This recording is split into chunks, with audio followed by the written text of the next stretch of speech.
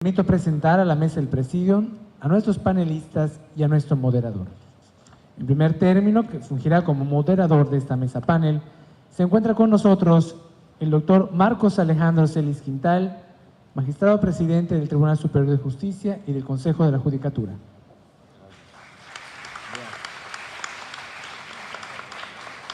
También se encuentra con nosotros el abogado Ricardo de Jesús Ávila Heredia, presidente de la Sala Colegiada Penal de este tribunal. También contamos hoy con la presencia del doctor Jorge Rivero Evia, presidente de la Sala Colegiada Civil y Familiar del Honorable Tribunal Superior de Justicia.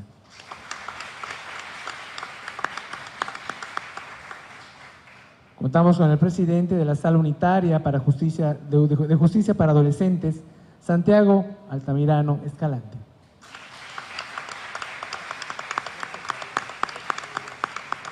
Se encuentra con nosotros también el licenciado José Rubén Ruiz Ramírez, magistrado integrante de la Sala Mixta de este tribunal.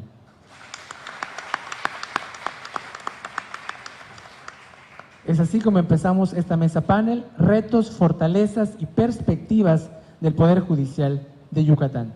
Le cedemos la palabra al magistrado presidente Marcos Alejandro Celis Quintal. Muy buenos días, sean bienvenidos a este evento académico. Es un ejercicio donde los magistrados del Tribunal Superior de Justicia queremos hacer del conocimiento de la sociedad qué está pasando con el Poder Judicial, cómo estamos realizando nuestra actividad, qué queremos para la justicia en los siguientes años y cómo podemos hacerlo y cuáles son los retos, qué obstáculos pudieran estarse presentando y cuáles son los desafíos para nuestra labor, pero sobre todo para la justicia de nuestra entidad en el futuro cercano. Para ello hemos invitado a un representante de cada sala para que nos exponga qué es, desde su perspectiva, la situación del Poder Judicial y lo que puede afrontar en cada una de las materias del área que les corresponde. Va a intervenir en primer orden el magistrado Jorge Rivero, hablando de los retos en materia del área civil, principalmente en materia de justicia familiar. Posteriormente hablará el magistrado Ricardo Ávila, que también preside la Sala Penal, para hablar de los retos en materia de sistema de justicia penal y acusatorio.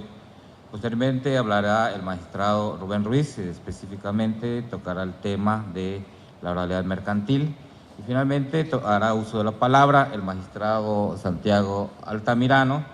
para tocar el tema de la justicia en materia de adolescentes y específicamente su adaptación al sistema acusatorio y oral, homologándolo al sistema penal. Muy bien, pues entonces, sin mayores preámbulos, no necesitan mayores presentaciones, ya su trayectoria y su labor la conocen ustedes de todos los días y por tanto no es necesario mayor presentación. Les cedo el uso de la palabra al doctor Jorge Rivero Evia, presidente de la Sala Civil y Familiar. Gracias, señor presidente. Elegimos lo que fue el ámbito familiar, derivado del cambio de paradigma que se gestó desde la implementación del sistema y lo que fue la realización de ambos códigos que desde el 30 de abril del año pasado salieron a la luz y que el 20 de febrero de esta anualidad comenzaron a regir en nuestro estado de Yucatán, que la cuestión de la oralidad es una de las situaciones importantes en el sistema, más no la única, puesto que el cambio es un auténtico cambio de sistema, un cambio de la parte sustantiva en donde se extraen, como ustedes saben, los componentes del derecho de familia, del Código Civil, para crearle un código aparte, dignificando lo que es la rama del derecho de familia a través de su independencia de otras ramas, que si bien surge del ámbito civil, cobra identidad propia. Y obviamente la nota que nos deja el Código de Procedimientos Familiares. Entonces, es una pequeña explicación que haremos primero que nada, hablando del alfa y omega de esto que es el sistema de justicia familiar, que insisto, es un cambio de paradigma. No podemos entender el sistema de enjuiciamiento, el ámbito procesal, si no vemos algunos cambios previos que se han realizado en el ámbito del Código de Familia, donde están pues enunciados estos nuevos derechos, estos nuevos deberes y algunos pues que si bien ya existían desde antaño, se han ido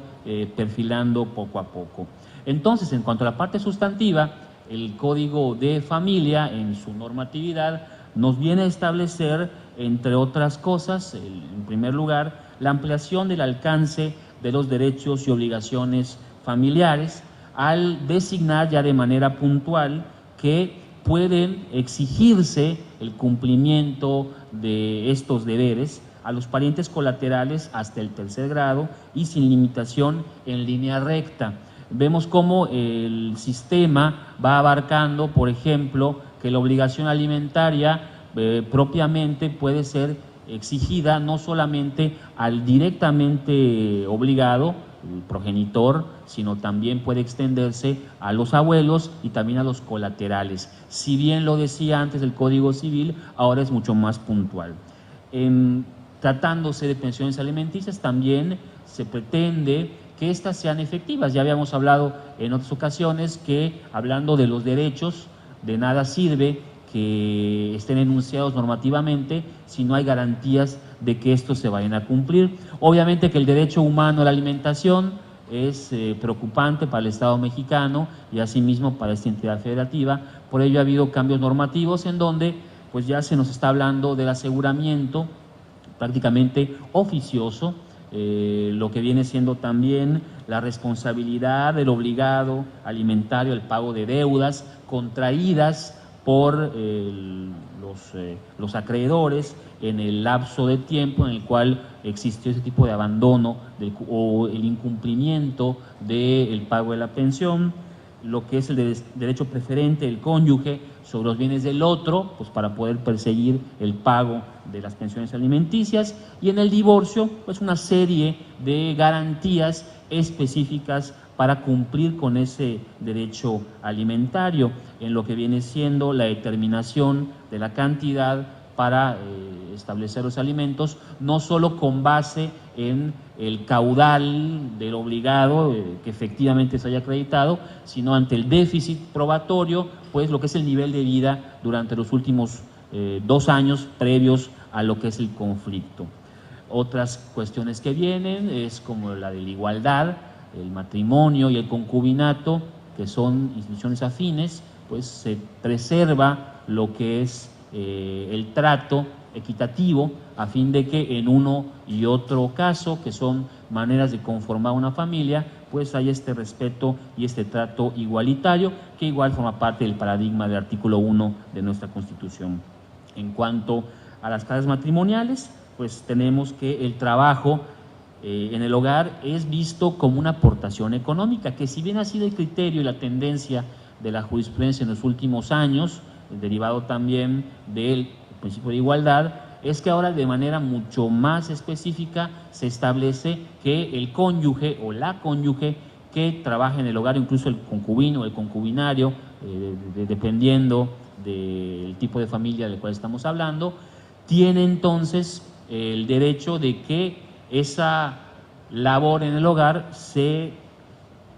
vea como la aportación económica al mismo, y ante la ruptura de esas relaciones existe la posibilidad de exigir las llamadas compensaciones en el caso del divorcio, sobre todo cuando se trata del matrimonio contraído bajo el régimen de separación de bienes. Estas cuestiones económicas en el matrimonio también ya vienen a ser señaladas con mucha puntualidad y nos da un nuevo derecho patrimonial del matrimonio, importantísimo para comprender, para elucidar a la hora de ejercer las acciones respectivas. También como novedades se establecen las inscripciones de nulidad y divorcio, que pueden ser gratuitas en determinados casos, cuando se trata de grupos económicamente de escasos recursos, y también ya se ordena el inscribir el divorcio, lo que es en el acta respectiva que se realice ese asentamiento de manera automática, sin necesidad a que pues, los consortes, la pareja que ha tenido el divorcio voluntario, que es el caso específico, tenga que acudir con posterioridad al registro civil, porque a fin de cuentas el oficial del registro civil, que es una autoridad administrativa, era quien verificaba el divorcio, lo cual pues era un contrasentido. Ahora ese requisito se ha suprimido de la norma y directamente aún en el divorcio voluntario se inscribe este registro. También hay un nuevo sistema de nulidades de matrimonio, hay un numerus clausus, hay unas causas muy específicas que están en la ley, condiciones muy claras para determinar igual el destino de esta pareja que ha nulificado su matrimonio. Obviamente el divorcio sin causales, que viene haciendo igual un cambio total de las ideas, los principios que usualmente hemos manejado en relación con el matrimonio y el divorcio. También hay una variedad muy amplia de determinación de acciones para el reclamo de la filiación, el reconocimiento, desconocimiento de hijos, sujetos legitimados, plazos, presunciones. Asimismo, viene a ser muy puntual el Código de Familia en relación con el régimen de convivencia y también con las obligaciones de abstenerse en cuanto a los padres, los progenitores, de influir en los hijos para que estos vengan a despertar lo que es el llamado síndrome de alienación parental, y no solo se basa en una abstención, sino también en la posibilidad de hacer una migración en lo que viene siendo la custodia, conectado esto ya con ciertas medidas procesales que estaremos viendo a continuación. Se establece también el derecho de los abuelos, importantísimo. Si hablamos de que las obligaciones se pueden llegar a extender también a otros miembros de la familia que no usualmente son los llamados a cumplir con estos deberes, también tiene esto el otro lado de la moneda. Recordemos que el derecho es bilateral y así como confiere obligaciones, también nos da derechos, y los abuelos vienen a formar una parte muy importante en la familia, y el Código de Familia con toda claridad especifica varios derechos que estos llegan a tener, sobre todo en relación con el régimen de convivencia. Se establece también la posibilidad de que haya familias sustitutas para el caso de personas que no pueden ser adoptadas por situaciones muy en preciso para tratar de romper el círculo de la violencia en el cual están viviendo, y ciertas pautas muy interesantes en nueva figura que ya está en nuestro código. Asimismo, está cuestiones relativas a la adopción plena. Ya la propia norma establece la consecuencia que tiene el que una persona sea adoptada de esta manera, teniendo entonces el mismo derecho que un hijo por consanguinidad. De hecho, genera una ficción normativa en que un hijo adoptado plenamente pues se convierte precisamente en un hijo consanguíneo, con todos los derechos y obligaciones que ello implica. Y finalmente, lo que es la tutela pública, en donde el Estado podrá entonces estar pendiente, incluso con acciones para promoverla ante los jueces de la familia, de lo familiar, en determinados casos ahí establecidos. Esto, grosso modo, sería la parte sustantiva. Entonces, para que estos derechos puedan ser ejercidos de manera debida, es que el sistema nos dio un nuevo código de procedimientos familiares, que pues conectando con otros sistemas que ya existen en nuestra Constitución y en nuestro Estado, el sistema oral penal, el sistema oral de enjuiciamiento juvenil, el sistema oral mercantil, pues estamos con una atención a procedimientos que pretenden ser ágiles a través de la mecánica de audiencias, con la única intención de reducir los tiempos e impartir justicia pronta con los principios propios de los juicios orales. Inmediación, lo que es publicidad y todo aquello que lleva la nueva mecánica de llevar a cabo estas especies de enjuiciamiento. Justicia dilatada, justicia que no llega a tiempo, deriva en injusticia. Por ende, los trámites al respecto deben de ser lo más rápidos posibles. Una justicia rápida puede ser entonces también, sobre todo en el ámbito familiar, hacer que llegue el Estado a intervenir en situaciones que el día de mañana pueden desenvolverse en otras situaciones funestas, ¿no? Intervenir, por ejemplo, en un caso de violencia familiar antes de que se desenvuelva en un homicidio, por ejemplo, es prevención del delito. Intervenir en el aseguramiento de bienes para garantizar una pensión alimenticia también es prevención del delito, porque a la postre un alimento asegurado no implicaría un incumplimiento en las obligaciones de asistencia familiar, ¿no? Entonces, forma parte de un sistema propio, un Estado de Derecho que pretende dejar como en última ratio, como en última razón, al derecho penal, porque el derecho de familia vendría siendo así pues un aspecto de prevención del delito, y en la pirámide de control social estaría en unos escalones previos al control penal. Otra cuestión interesante, la PRODEMEFA es parte en todos los asuntos. La reducción de recursos, se tiene un sistema lineal, sobre todo también en excepciones, mayores facultades a los jueces, como lo es la disposición de la fuerza pública de manera directa, sin que tenga que triangularse con el Ejecutivo del Estado, lo que permite eso que estamos diciendo, la intervención inmediata para eventos que pueden desembocar en otro tipo de situaciones. Una especie de alerta Amber incluso se encuentra por allá en la parte de patria potestad, inclusive antes de que el programa se anunciara en el mes de julio en nuestro estado, que ya existe como tal, pero el Código de Familia le da una acción a cualquier ascendiente para que inmediatamente comience la autoridad a la localización y búsqueda de una criatura que ha sido abducido ilegalmente por otro progenitor. Es una novedad muy interesante que obviamente el foro debe de conocer para ejercer. También tenemos en materia procesal el abandono del sistema tasado de evaluación de pruebas, lo que es la sana crítica ahora es lo que va a estar detrás de toda valoración, abandonando la prueba tasada, la dirección del juez y la actuación de oficio,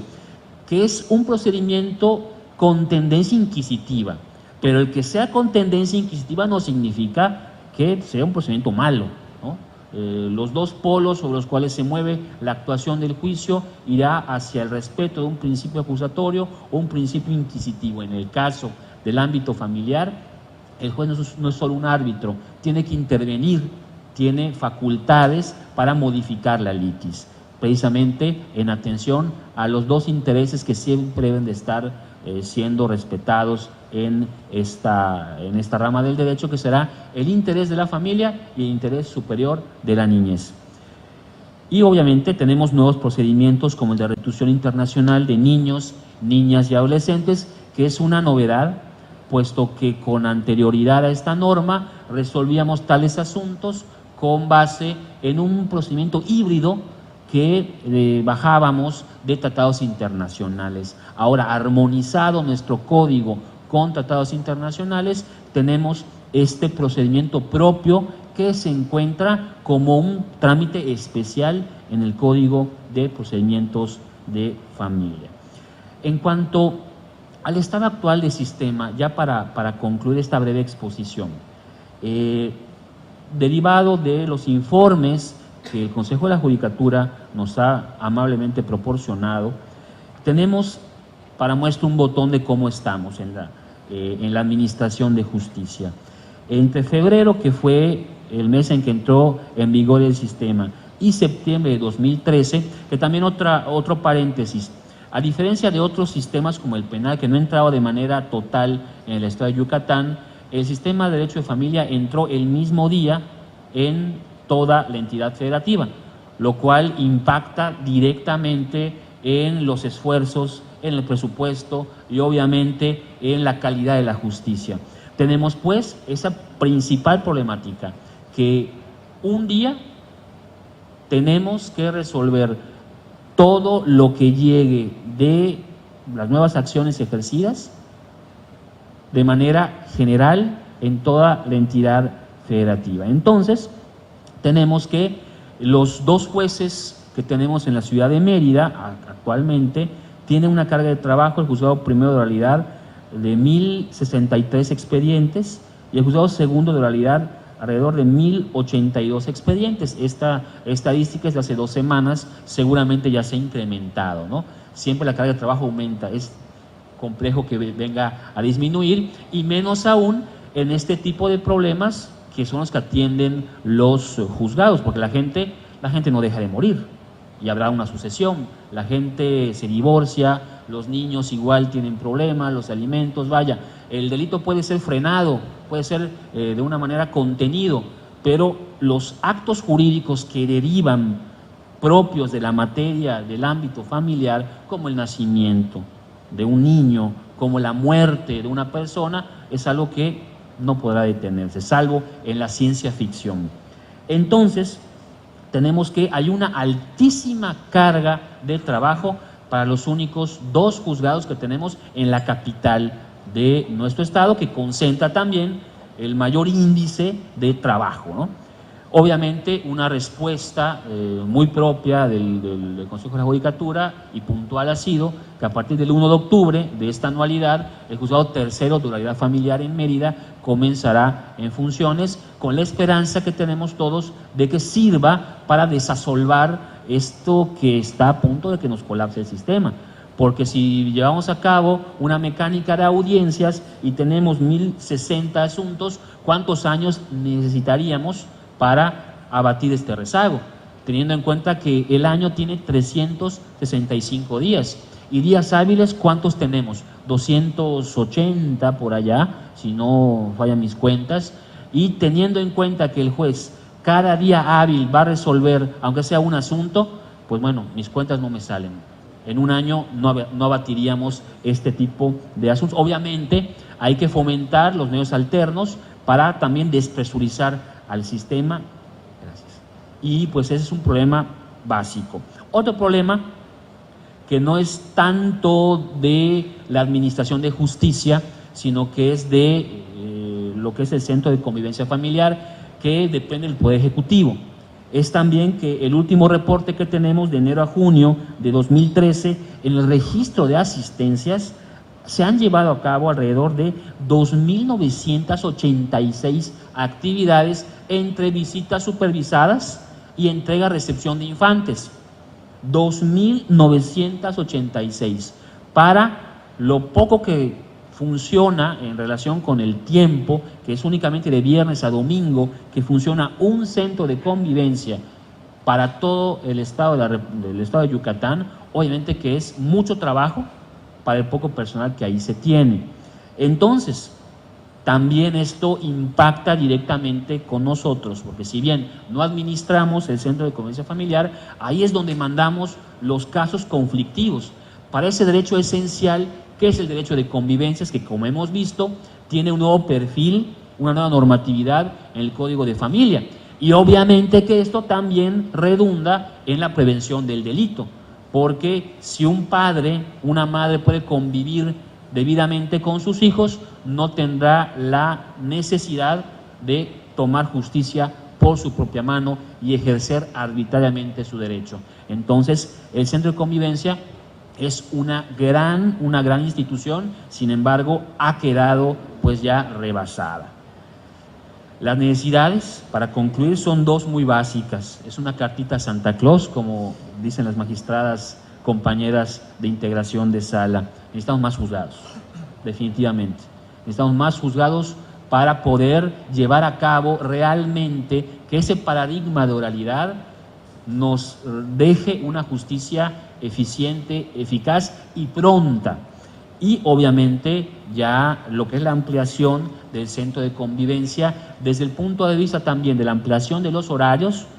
como también la ampliación de los centros, al menos una apertura en los municipios para que se pueda descentralizar este servicio que es tan importante. Grosso modo, insisto, de manera muy general, ese sería lo que vienen siendo los retos, las perspectivas del nuevo Código de Familia y el de Protecciones Familiares del Estado de Yucatán. Esto con el único afán de dar estos datos a fin de que tomemos como cuerpo colegiado las iniciativas necesarias para cumplir con la sociedad que nos demanda cada día más la respuesta a sus problemas. Muchas gracias.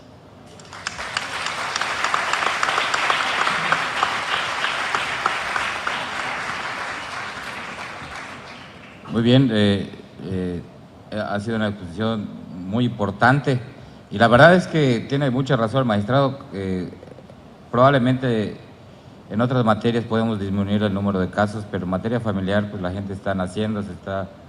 está teniendo relaciones familiares de parentesco, se están casando, se están divorciando, están falleciendo, están generando herencias, etcétera, ¿no? Bueno, pues la materia familiar es importantísima para la vida social y las perspectivas y retos que plantea el magistrado pues también son muy, muy importantes y son parte de nuestra preocupación diaria en el Poder Judicial. Por eso es importante y no es evento político de donde uno pide y el otro concede, pero sí quiero comentar, porque es importante la información, que el próximo 1 de octubre inicia el tercer juzgado de oralidad familiar en virtud de la saturación que ha tenido de las importantes cargas de trabajo que se han presentado en los primeros meses con los 2 juzgados que se abrieron originalmente. Se había contemplado desde el principio la posibilidad de, antes de que terminara el año, se abriera un tercer juzgado monitoreando las cargas de trabajo y ya llegó el justo momento para hacerlo. De hecho, hoy ya se presentaron las personas que integrarán el nuevo juzgado para conocer las oficinas y empezar a organizar el inicio de sus funciones. Entonces, el 1 de octubre arranca el tercer juzgado de oralidad familiar, que va a estar a cargo de la juez ¿Ena qué es? Alcocer. Y por lo que respecta a los centros de convivencia familiar, la verdad es que hemos hecho un esfuerzo importante en dignificar los espacios, sobre todo en el interior del Estado, en Progreso, en Motul, en Tecash, en Canacín, en Humán. Ya tenemos espacios que realmente permiten hacer una labor jurisdiccional con el confort, con los espacios que permitan hacer la labor adecuadamente, y probablemente estos espacios puedan ser optimizados para que ahí pudieran fungir pequeños centros de convivencia familiar. El problema va a ser siempre el personal. ¿Qué gente pudiera estar ahí haciéndose cargo de ello? Como dice bien el magistrado, depende mucho del Ejecutivo del Estado, que es quien coordina el centro de convivencia familiar. Entonces, probablemente a través de la suma de esfuerzos podamos lograr esta meta importante, que es generar centros de convivencia familiar alternativos. Muy bien, bueno, pues entonces agradecemos mucho la intervención del magistrado, muy, muy importante, sus conceptos, y vamos a pasar a hablar del tema de la justicia penal. Vamos a pedirle al magistrado Ricardo Ávila Heredia, presidente de la Sala Penal, que haga uso de la palabra.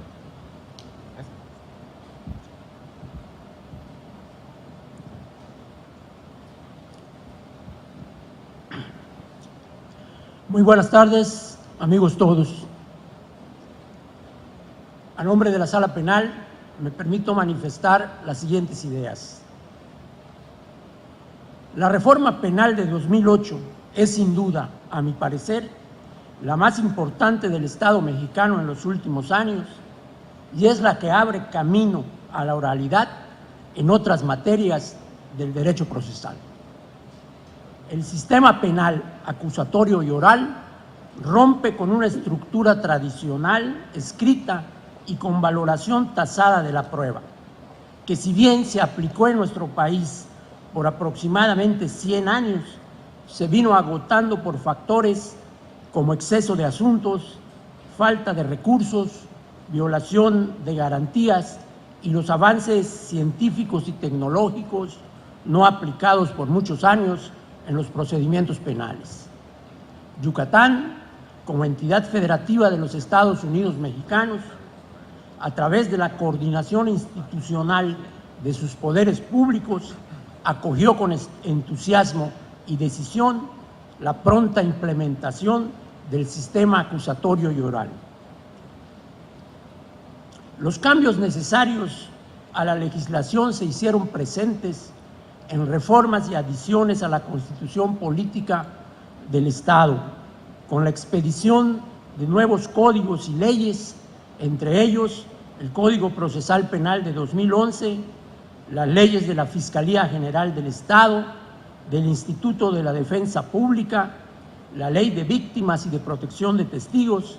así como reformas previas al Código de Procedimientos Penales y al Código Penal, conocidas como reforma transitoria, que tuvo como finalidad incluir en el sistema tradicional figuras procesales del nuevo sistema, entre las que destacan el procedimiento abreviado, la suspensión del proceso a prueba y la limitación a la aplicación de la prisión preventiva. La instrumentación del sistema se planteó y se ejecuta en forma gradual. Inició en el oriente y poniente del Estado en noviembre de 2011, con instalaciones en las ciudades de Valladolid y Umam. En una segunda etapa en el sur de la entidad en septiembre de 2012, con instalaciones en las ciudades de Tecash y en la de Canacín, que colinda con esta ciudad de Mérida. En total abarcan 81 municipios a la fecha, creándose una nueva distribución territorial específica en materia penal en el sistema acusatorio, con 5 distritos judiciales penales en lugar de los 3 departamentos tradicionales. Con satisfacción debemos destacar las nuevas instalaciones con que cuenta el Poder Judicial del Estado de Yucatán en las ciudades que ya mencioné y a las que agregaríamos las de Progreso, todas dotadas con amplias y cómodas salas de oralidad. Esto sin dejar de mencionar que con las instalaciones de los juzgados mixtos construidos en esta última década, integran una red de sedes jurisdiccionales que se apoyan y complementan entre sí en beneficio del justiciable y de los servidores públicos judiciales,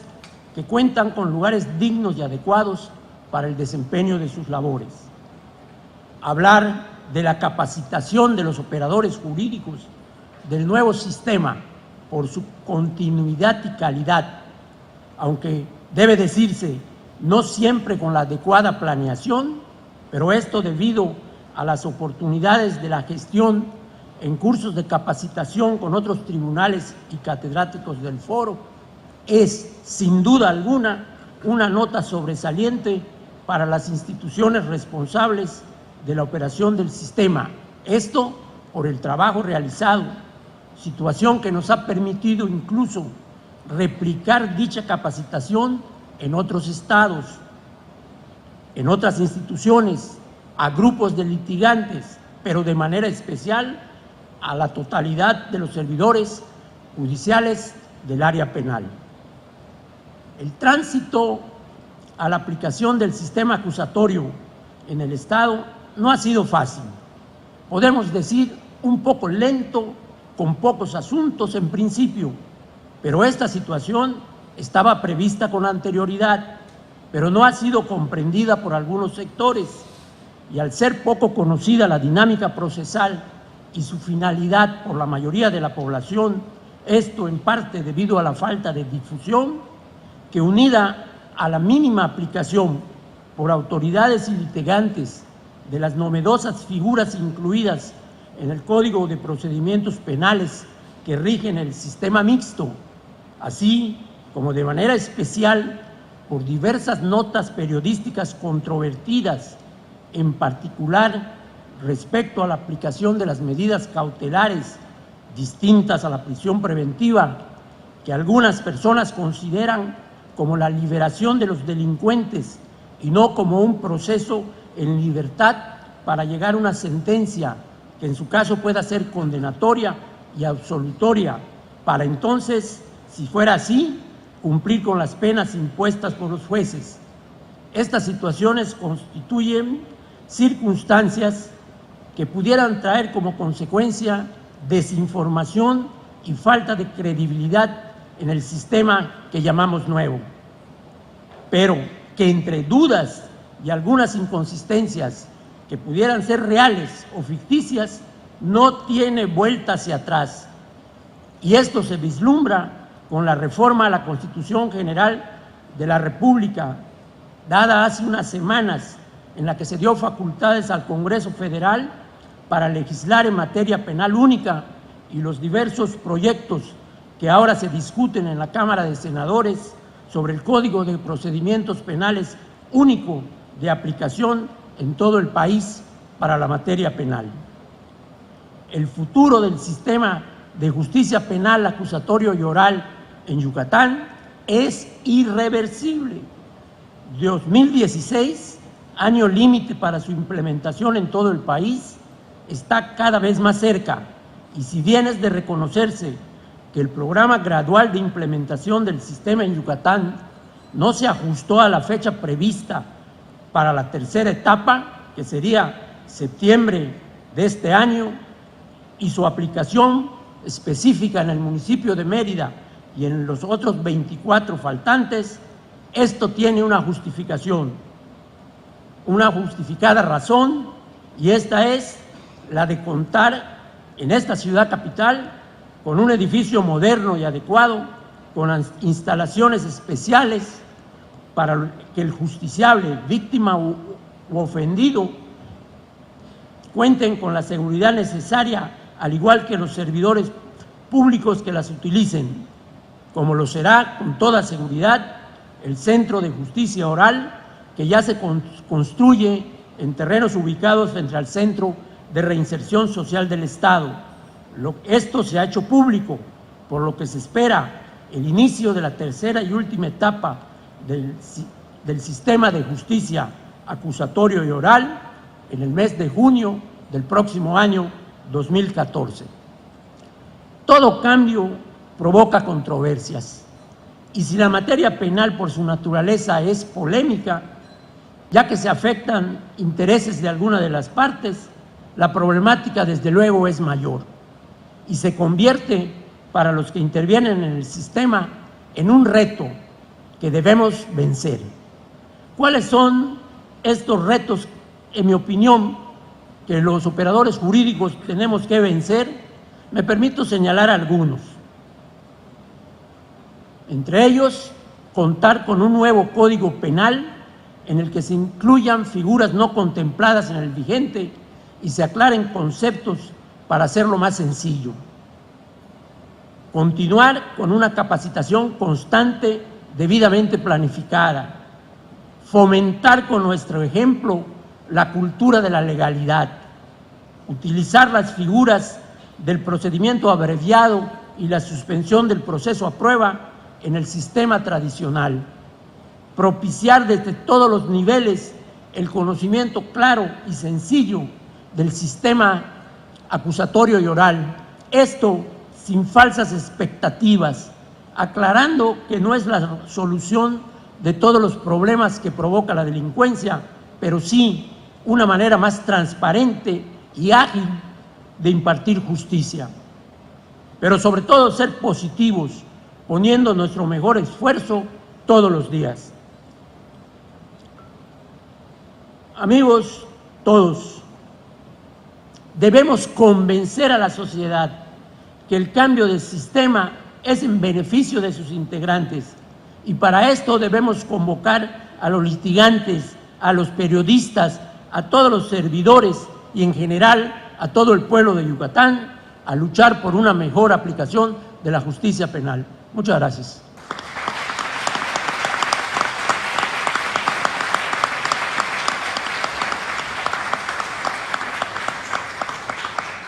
Muchas gracias, magistrado Ricardo Ávila. Sí, en realidad la confianza de la sociedad es importantísima para la labor jurisdiccional. Solamente en la medida de que se confíe en la labor que realizan los jueces y que estas decisiones que toman sean acatadas y sean respetadas, es en la medida que cada vez más la sociedad misma podrá acudir a las autoridades que imparten justicia y resolver sus problemas. Y ese es el gran reto de la justicia penal, generar esa confianza en la sociedad a través del convencimiento pleno de que el sistema acusatorio y oral es un sistema que, si bien no necesariamente tiene que ser perfecto, ofrece ventajas, ofrece ventanas de oportunidad para mejorar la justicia en nuestras entidades. Pero además, como dice el magistrado Ricardo Ávila, es un sistema, es una implementación que no tiene regreso. Está ordenado constitucionalmente, hay un proceso amplio de implementación, incluyendo la normatividad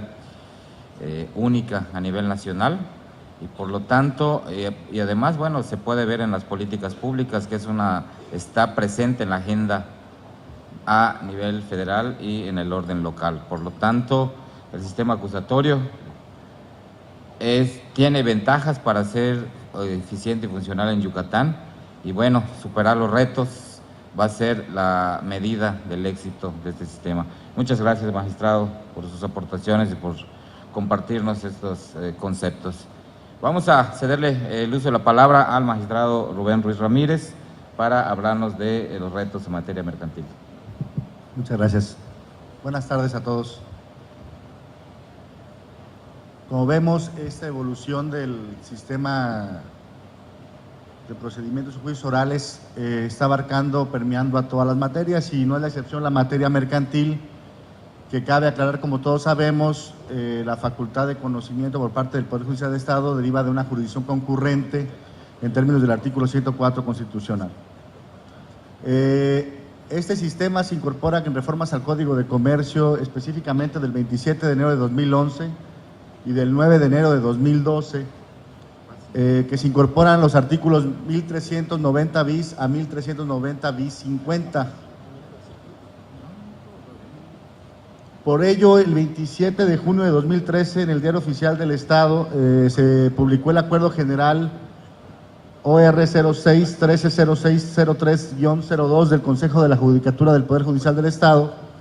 en el que, en cumplimiento del término límite para la implementación del sistema de oralidad del juicio orales mercantiles, creó el Juzgado Primero de la Oralidad Mercantil del Primer Departamento Judicial del Estado, en el que se integrará por los 4 jueces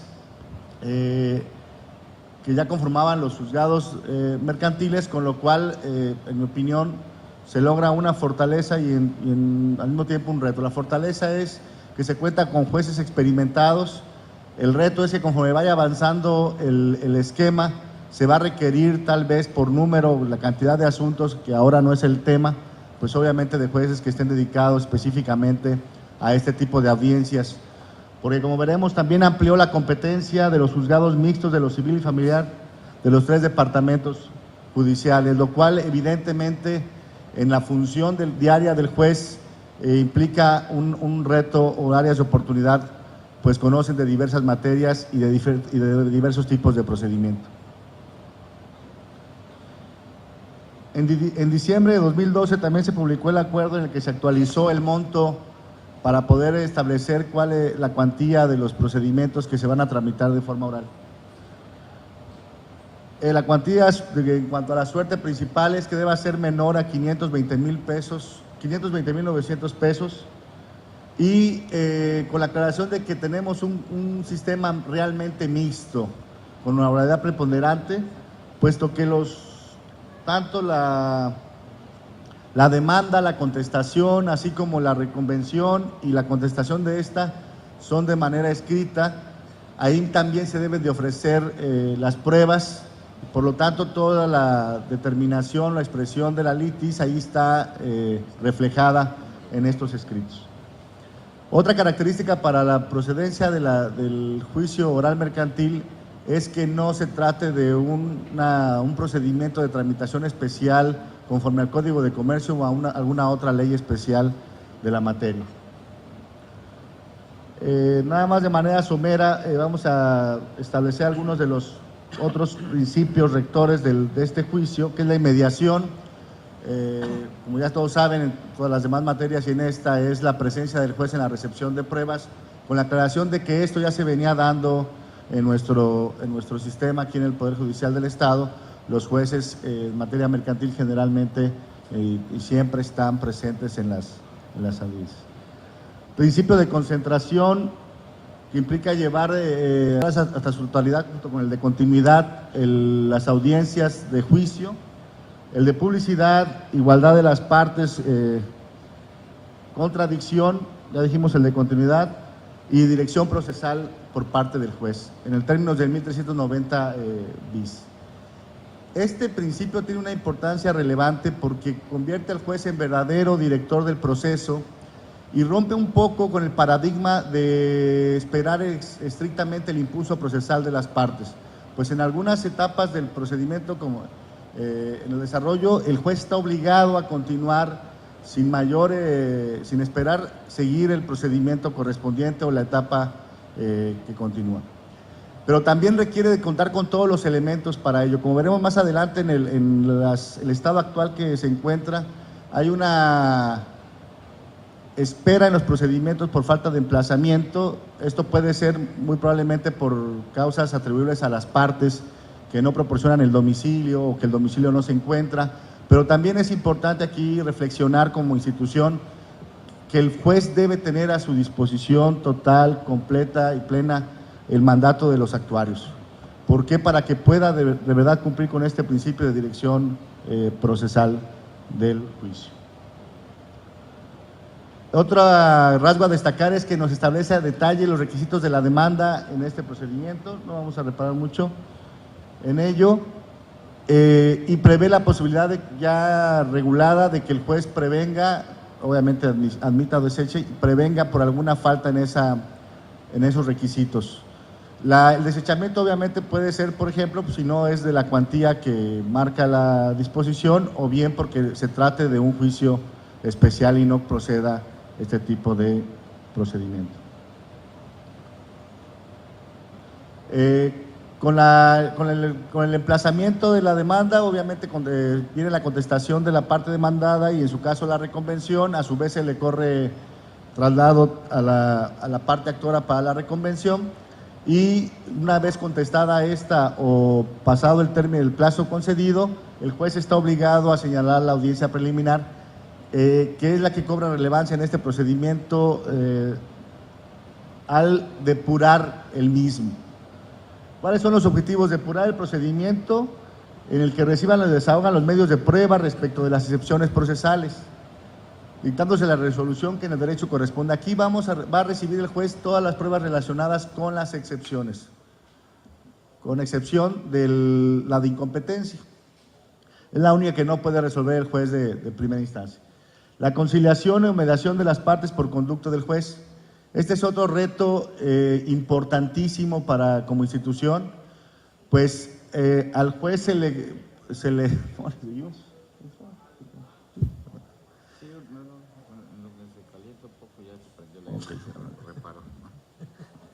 El juez debe tener esta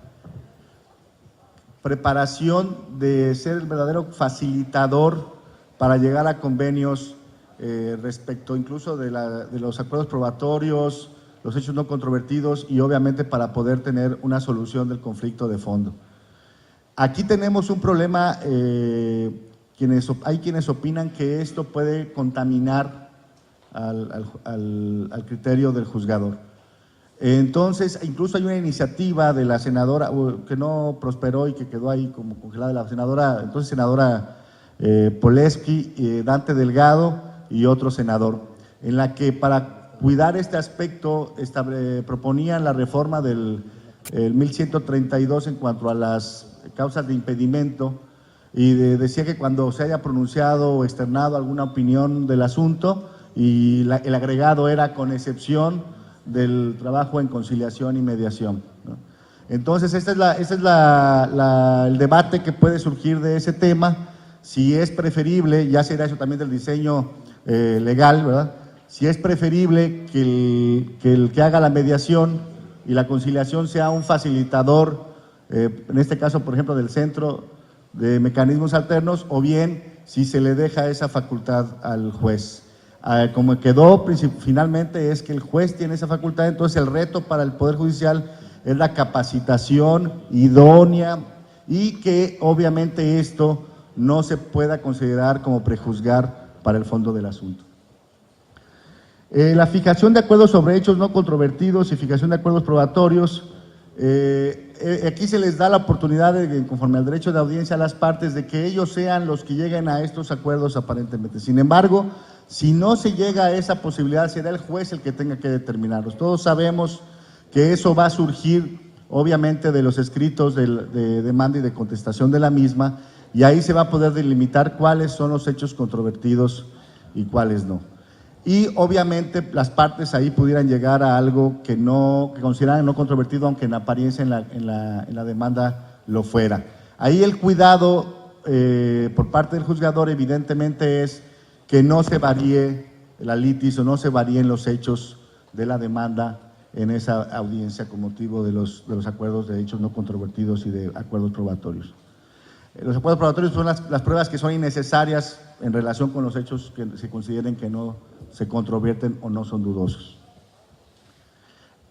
Pasado a eso, el juez calificará la admisión de la demanda y citará para la audiencia de juicio. Como ven, es muy sencillo en apariencia el trámite, y en esta audiencia del juicio se procede al desahogo de las pruebas que se encuentran debidamente preparadas en el orden que el juez estime pertinente al efecto de juzgar. El juzgador contará con las más amplias facultades como rector del procedimiento, con la novedad que se dejarán de recibir los medios de prueba que no se encuentren preparados, considerándose que es por causa imputable al oferente. Se le deja toda la carga a las partes para que ellos sean los que preparen la prueba. Incluso esta iniciativa que les comento de los senadores en abril de 2012 propone que se recobre o se rescate un poco aquello de cuando las partes manifiestan su imposibilidad para hacerlo, lo cual se me hace oportuno porque hay circunstancias en las que efectivamente queda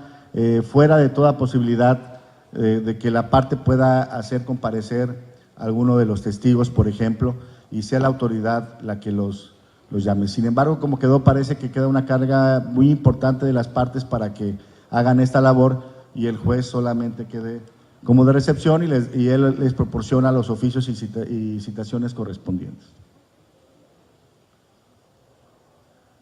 Una vez desahogadas las pruebas y formulados los alegatos de las partes, el juez cita para otra audiencia dentro de los 10 siguientes para el dictado de la sentencia, en la cual expone oralmente y de manera breve los fundamentos del hecho y el derecho que motivaron su sentencia, y solamente va a leer los puntos resolutivos. Es muy concreto y rápido esta audiencia. Hasta aquí terminaría brevemente la parte, por el tiempo obviamente, del procedimiento en sí. La problemática que podríamos encontrar también es en la ejecución. La ejecución no se toca para nada en esta reforma en cuanto a la oralidad. La ejecución la remite al sistema común o como se ha llevado a cabo en otros procedimientos, lo mismo que la ejecución de los convenios. Lo que se pretende de estas reformas, aparte de homologar los esquemas globales de juicios orales, es generar certeza jurídica y seguridad jurídica, en este caso particular de la materia, en las relaciones comerciales, en las inversiones. Y obviamente creo que esto es solamente una parte experimental. El reto va a ser cuando empiece a abarcar los demás procedimientos mercantiles y obviamente cuando aumente de monto. Sin embargo, el tema donde se paralizan a veces los procedimientos es en la ejecución, y es donde no se logra llevar a cabo con eficacia la ejecución de las sentencias y que las partes queden realmente convencidas o satisfechas de lo que obtuvieron.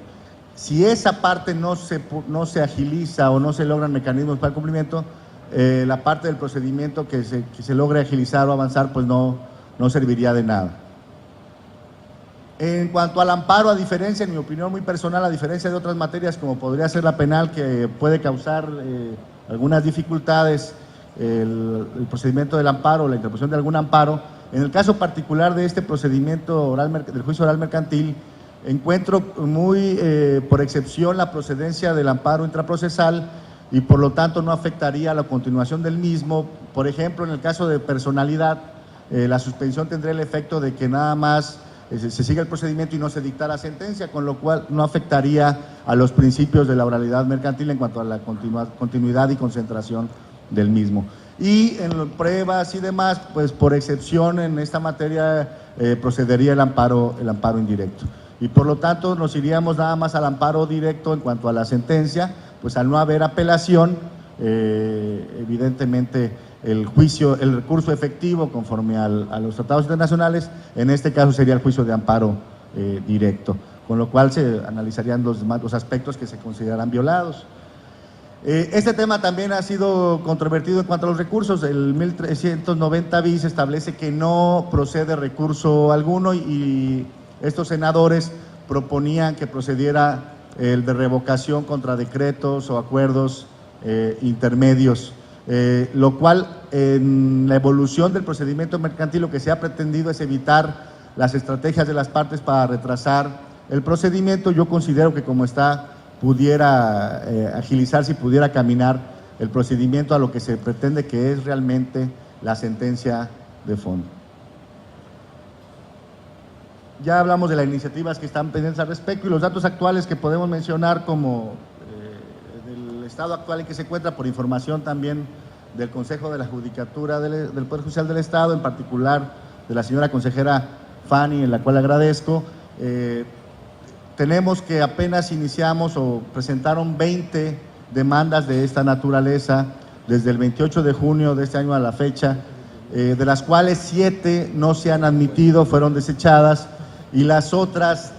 todas estamos pendientes del emplazamiento. Por eso les decía que es un reto esa parte de poder iniciar ya el procedimiento como tal, para verificar si es atribuible a un esquema organizacional nuestro, si es a una estrategia de las partes, ya sea de señalar domicilios falsos, lo cual pues no le convendría en principio.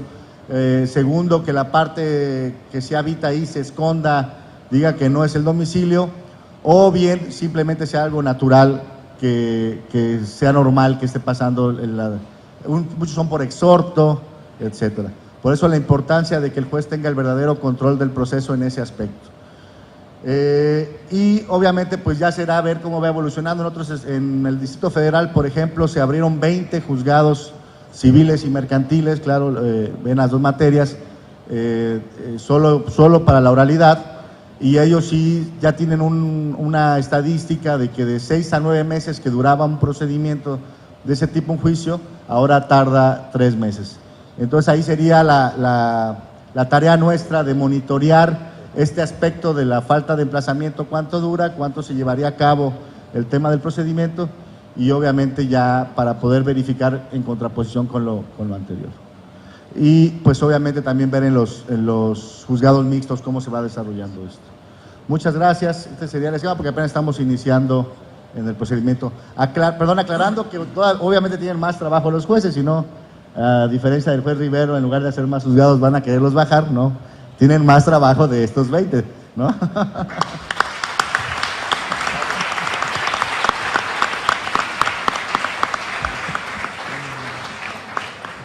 Muy bien, bueno, si efectivamente ahí el problema de la no recurribilidad sobre todo cuando no se admite que pone fin al procedimiento, es un reto para la justicia. Sin embargo, pues no depende de nosotros porque pues, está regulado el procedimiento mercantil por la legislación federal y pues nosotros no podemos hacer mucho al respecto. Sí, efectivamente, no ha sido en cuanto a cargas de trabajo un reto importante la oralidad mercantil, pero creemos que eso tenderá a regularizarse con el tiempo y sí, efectivamente, tendrá mayores cargas. Les comento nada más como dato, aportando a la presentación del magistrado Rubén Ruiz, que ya se está estudiando en el seno de algunos ámbitos federales, en el ámbito federal, perdón, la posibilidad de incrementar abierto a todos los juicios ordinarios de la oralidad mercantil o inclusive en algún momento entrar ya de plano a los ejecutivos, aunque el comentario respecto a la posibilidad de que los ejecutivos sean entren dentro del paquete de oralidad mercantiles, que como es básicamente documental, pues no se presta mucho a la oralidad, aunque eso realmente no tiene mucho que ver. En todos los procesos hay documentos y en todos los procesos tienen que haber testigos y la prueba se introduce a través de los testigos, ¿no? Es más que nada, más que oralidad, es un sistema de audiencias, ¿no? Entonces, bueno, pues realmente la oralidad mercantil nos permite también como Estado estar actualizados, estar como punta de lanza en muchas de las materias que son las tendencias, que son las corrientes y los cambios trascendentes a nuestro derecho, al sistema de justicia, pero específicamente a los procesos, ¿no? Yucatán, con la oralidad mercantil, podemos decir que ya prácticamente nada más nos falta la oralidad civil, ¿no? Porque también, inclusive en materia de adolescencia, ya es completamente oral y acusatorio el sistema. Y precisamente para ello le pedimos al magistrado Santiago Altamirano que haga uso de la palabra. Son mis errores como padre. Con esta frase podríamos estar de acuerdo o no, o incluso nos podría dar la posibilidad de entrar a un debate, a una reflexión de cuál es el significado real que pudiera ser más moral que normativo, y pues bueno, no terminaríamos y no llegaremos totalmente a la finalidad de la ley, que ya totalmente plasma a dónde queremos llegar. Y esta frase me toca verla en una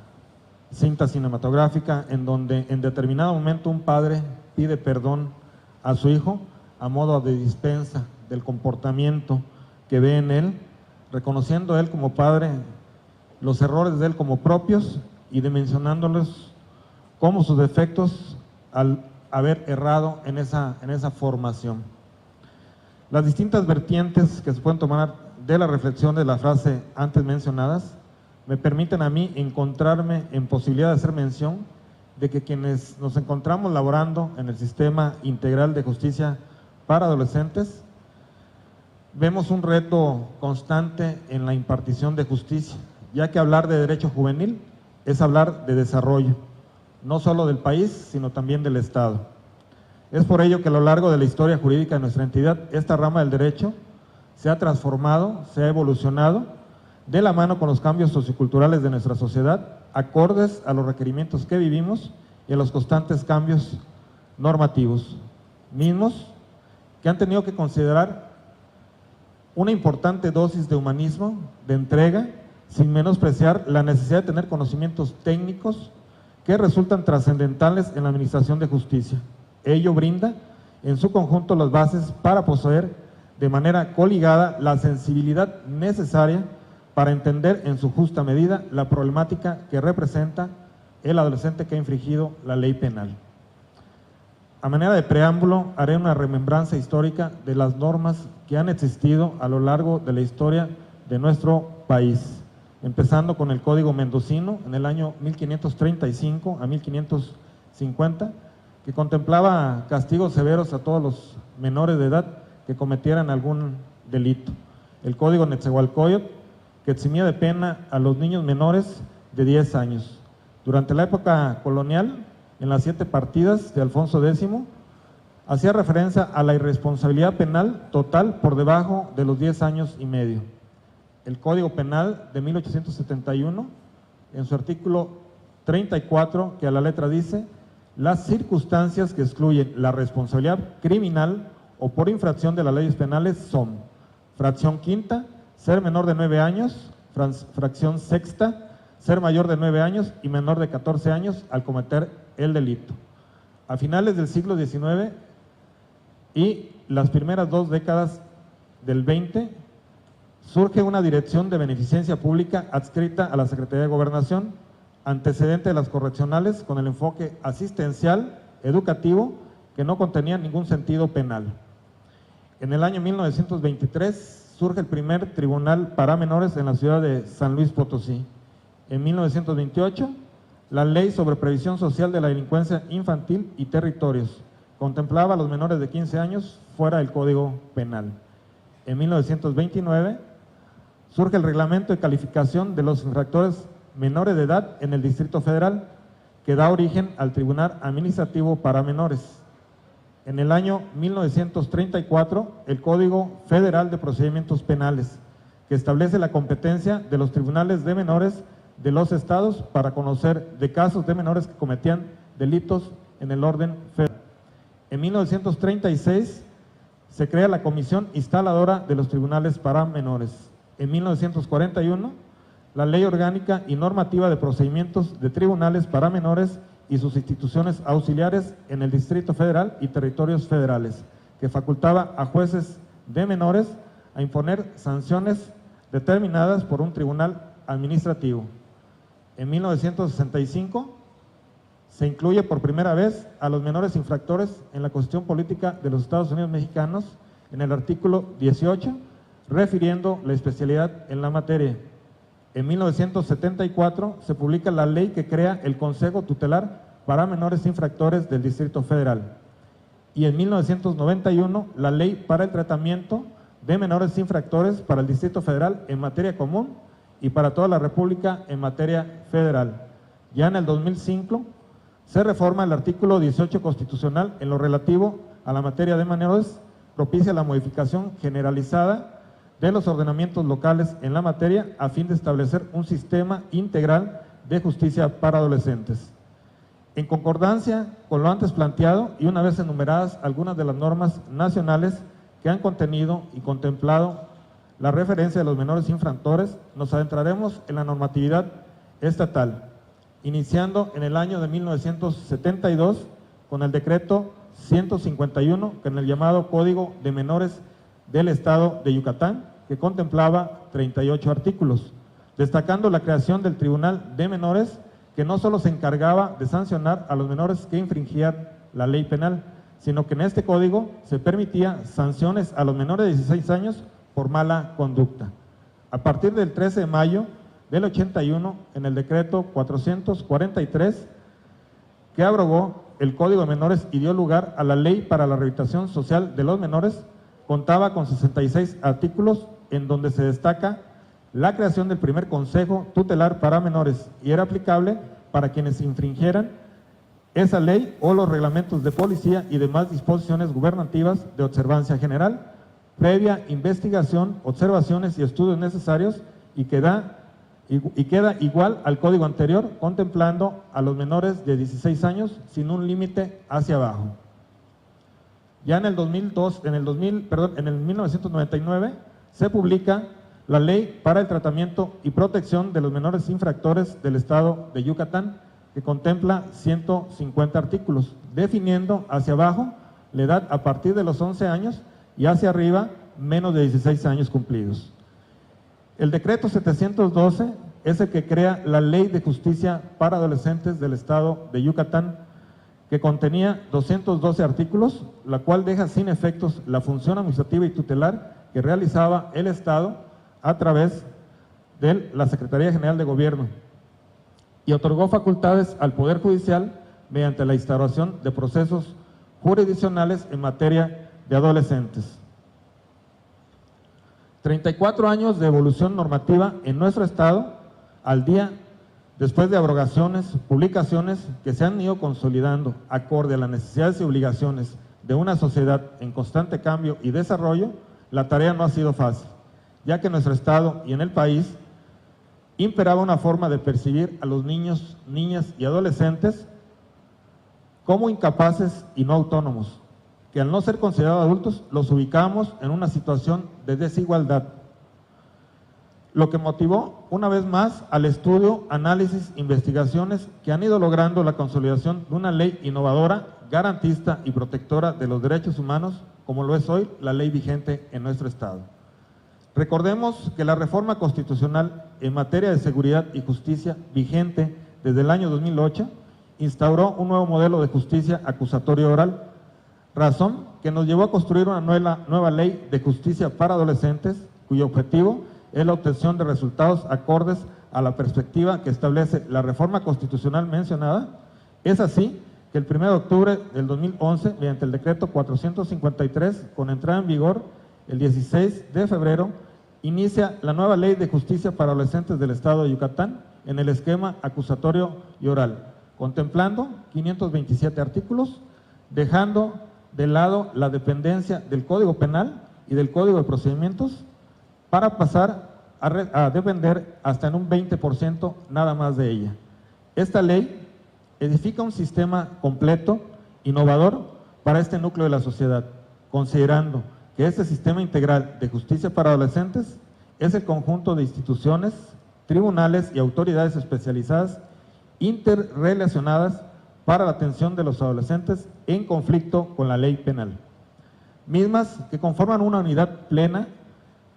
pero con el mismo fin común. Es decir, este sistema debe estar encaminado a ser integral, secuencial, interdisciplinario y dirigido al menor con el apoyo de su familia, y tendrá por objeto modificar los factores negativos de su estructura biopsicosocial para propiciar un desarrollo armónico, útil y sano, lograr autoestima, promover estructuración de valores, reforzar respeto a las normas y fomentar sentimientos de solidaridad.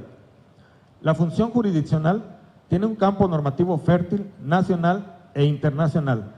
Entre otros, tenemos la Convención sobre los Derechos de los Niños, las reglas mínimas de Naciones Unidas para la Administración de Justicia, reglas mínimas de protección a menores privados de libertad, las directrices de las Naciones Unidas para la prevención de la delincuencia juvenil, por mencionar algunas, que junto con la legislación local especial y criterios de la Suprema Corte de Justicia de la Nación, convenios, tesis, precedentes, protocolos y acuerdos, conforman en general la fundamentación jurídica de este sistema especial. El Poder Judicial, a través de la Sala Unitaria en Justicia para Adolescentes, forma parte del Sistema Integral en Justicia para Adolescentes. Entre sus facultades como órgano de alzada, se encuentran como punto primordial velar por el debido proceso. Significado de esto es que cada caso que llegue a la segunda instancia debe estar presentes y respetarse íntegramente los principios rectores del sistema acusatorio y oral. Por citar algunos, adicionalmente, interés superior del adolescente, certeza jurídica, jurisdiccional e inmediación, principios que aportan la base, origen, razón fundamental por la cual se desarrolla esta materia. La finalidad y objetivo del sistema debe entenderse totalmente fuera del contexto de impunidad,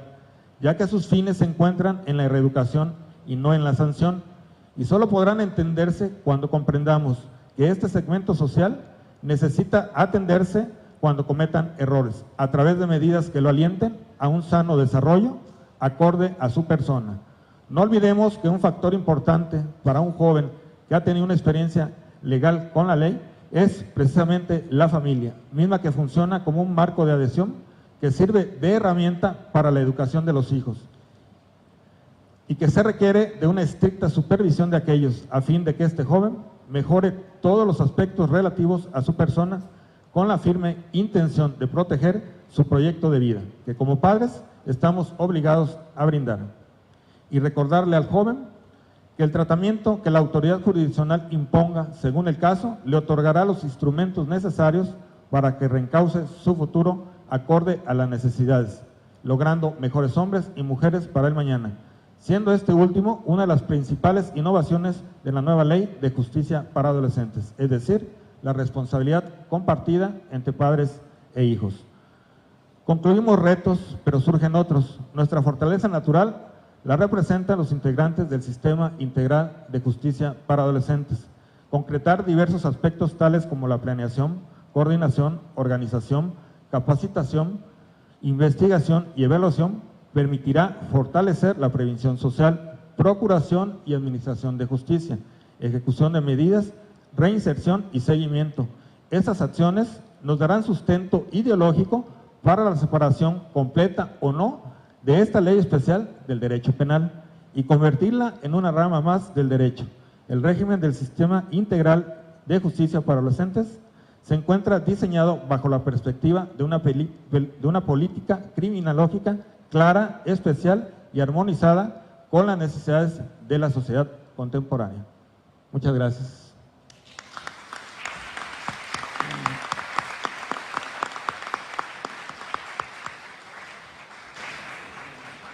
Muy bien, pues la justicia para adolescentes tradicionalmente ha demostrado desde que se incorporó al Poder Judicial que,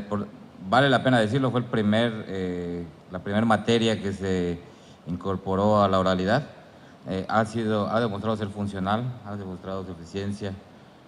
Sin embargo, el número de casos que llega por cuestiones ajenas a nuestra voluntad, básicamente la etapa de investigación, etcétera, pues hace que a veces no tengamos el termómetro exacto de lo que está pasando en la realidad con los menores infractores o que están en conflicto con la ley penal. Ese es el gran reto, ¿no? Que sea un procedimiento, una justicia mucho más dinámica de lo que hasta ahora por algunos cuellos de botella no ha podido serlo. Pero por nuestra parte, como Poder Judicial, estamos listos. A mí me parece que en términos generales, si uno pudiera preguntar a la sociedad si la justicia yucateca es buena, es de calidad, yo sin duda alguna respondería que sí. Creo que todos los que integramos el Poder Judicial hacemos un trabajo enorme, un esfuerzo tremendo para poder cumplir con nuestra función sustantiva, que además es una función esencial del Estado, que es la de resolver los conflictos, de aplicar la ley y darle a cada quien lo que le corresponde. ¿Podemos mejorar? Por supuesto que podemos mejorar y tenemos la obligación de hacerlo. No podemos conformarnos y decir, bueno, con lo que ya hemos hecho, con la manera en que lo hacemos es suficiente y así tiene que ser toda la vida. Hay retos, hay grandes cambios en el entorno macro, a nivel nacional, a nivel constitucional, a nivel normativo, que nos impactan directamente y hacen que tengamos que modificar nuestra actividad, pero también me parece que hay retos en los que tenemos como institución que modernizarnos, no solo adaptarnos a esos grandes cambios, sino también modernizarnos como institución, y por eso tenemos que, como una institución flexible, una organización que aprende, tenemos que estar siempre muy sensibles a lo que la sociedad está exigiendo, que además es cada vez una sociedad más informada, estamos en la sociedad del conocimiento,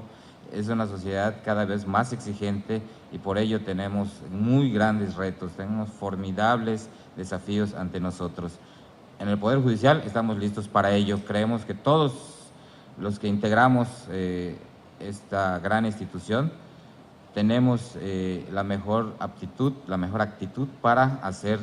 de la justicia yucateca un ejemplo a nivel nacional. Lo que han expuesto mis compañeros así lo demuestra y esperemos que este trabajo constante, esta actitud de cambio y de modernización que todos en el Poder Judicial necesitamos y tenemos, nos lleve a admitir y a afirmar sin duda que la justicia en Yucatán es una justicia eficiente, es una justicia funcional que responde a las expectativas de los yucatecos.